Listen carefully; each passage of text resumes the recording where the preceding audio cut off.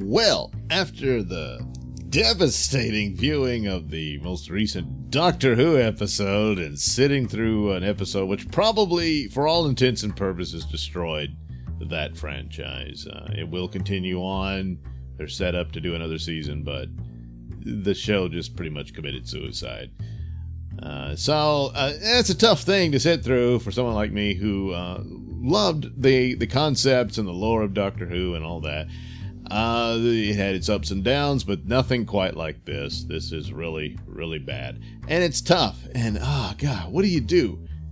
I know. Watch a far superior show that talk about one extreme to the other, from just about as far down below beyond the bottom of the barrel you can go, to the heights of damn near heaven. And that, of course, is Better Call Saul in its current season with its third episode. That's right. The first two were kind of together there for me anyway.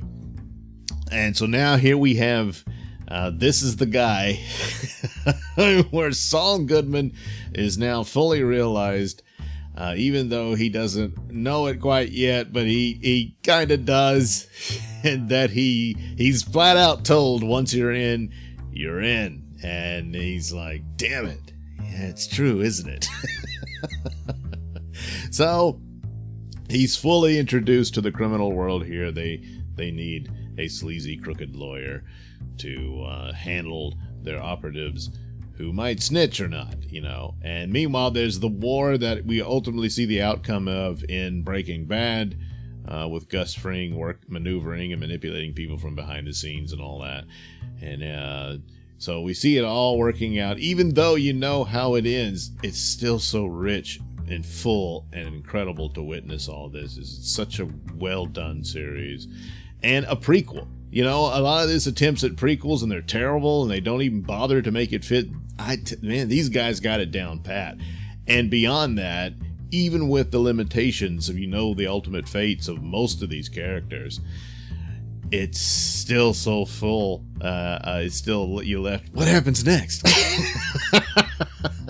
And so, of course, they're brilliant at visuals and whatnot. So in the last episode, Saul had an ice cream cone, and he gets picked up by Nacho and his buddies. And so he has no place to put the thing, so he just drops the ice cream cone on the sidewalk. The episode opens with a little ant discovering this ice cream cone, and crawls on and kind of explores it and stuff, and then starts picking it apart. And then here comes his ant buddies, and pretty soon the whole thing is being consumed. Now, the ice cream cone had a little blue tint to it, so was this about the meth and all that?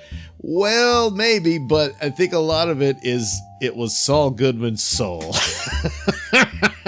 And it fits in. Saul Goodman thinks he can tease and flirt with evil and then make up for it later. I'm going to make up for it later. I'm not going to go all the way. I'm just going to get what I need to do, and then I'll make up for it later, and don't worry, it'll all be for the better.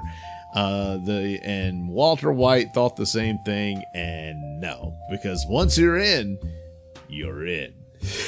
There's no way out.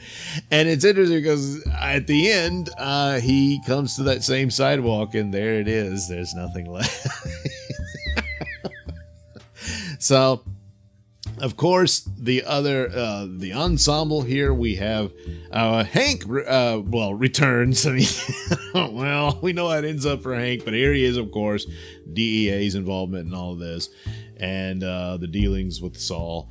And we're going to see him perform and work for the devil.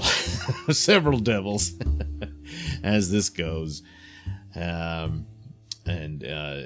Where it stops, well, we all know, but still, the ride is fun to watch. Meanwhile, Kim, the only one left with, well, I guess her and Mike still have something of a conscience. Mike is just really losing his grip, and he's kind of broken by what he's done. And the ghost of his son surely is haunting him with why he lashed out at his granddaughter and all that. But he gets a little reprieve because some idiot street thugs decide they're going to mug him.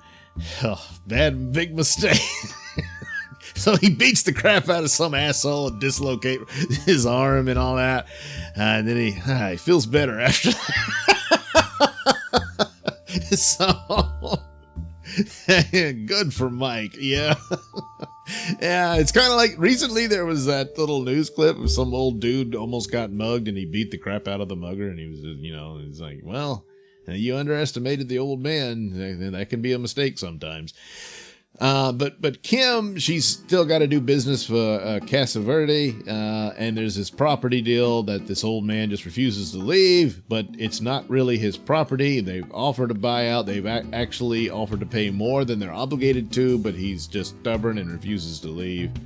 And Kim is there to deliver the message, and he craps all over her and cuts her down, and he says, I think you probably think you're a good person because you give to charity on Thanksgiving Day and all that type of stuff. And it really hits a raw nerve with her. But he's making a point that's often true, but the law's not on his side. The contract's a contract. And she yells at him about this, and she's absolutely right. And she cuts him down and says, he's being a hypocrite at this point. He's going to be the man of honor and moralize to her about all this. And yet you're breaking the contract. You don't have a leg to stand on. And it's just, what's the home I want? Well, it's not your property. And then she lets the guilt get to her, so she drives all the way back at night to say, look, I'm going to help you find a new place, and I've looked up some places, all this stuff, and this one's pretty good and that. And then she even says, look, I don't understand where you're coming from, because the truth is I've never owned a home. I lived poor and all this stuff. She talks about growing up poor and all that. And he just throws it back in her face and shuts the door.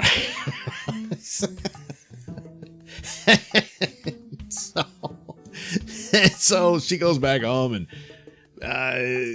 she and Jimmy, now Saul, are both kind of broken by today's events. And so they get drunk, smoke, throw some beer at the street, and then go screw. And that's a wrap. What else can you do? But it's an interesting thing about their relationship and how they come together, despite the fact that they're actually going apart. She still has a conscience. Jimmy, or Saul Goodman at this point, doesn't really have it anymore. He gave that away with the deal with his brother, and he's letting that eat away at him, being a great part of his motive. And probably still thinks he can swindle his way out of the situation he's sinking into, and of course he will not. There is no way out. And he's more worried about the consequences than he is about his conscience of being a good person and doing the right thing, whereas Kim, that's what it is. She's worried about her soul. Jimmy, nah. So, Saul good, man? No, it's not. But what a thrill to watch. An excellent show at a time when so many are failing and not even trying, spending millions upon millions of dollars on steaming piles of crap.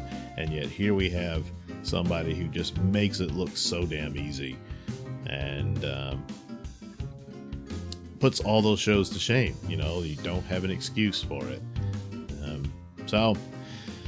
Oh boy, it'll be interesting to see when they finally, this crew walks away from that whole Breaking Bad universe, if you will, and to see what else they do. That's the cool thing about, to see where they go beyond that. Because, man, this is a solid, great, talented crew, and deserves far more praise than it gets, in my opinion. It should be just, right out there. So, another great episode. I have no worries that any of it will let me down. A lot of different shows I kind of worry, oh no, are they going to go this way? Are they going to do that way? This is just a damn good team, and I'm all in. And once you're in, you're in. Thank you for watching and listening.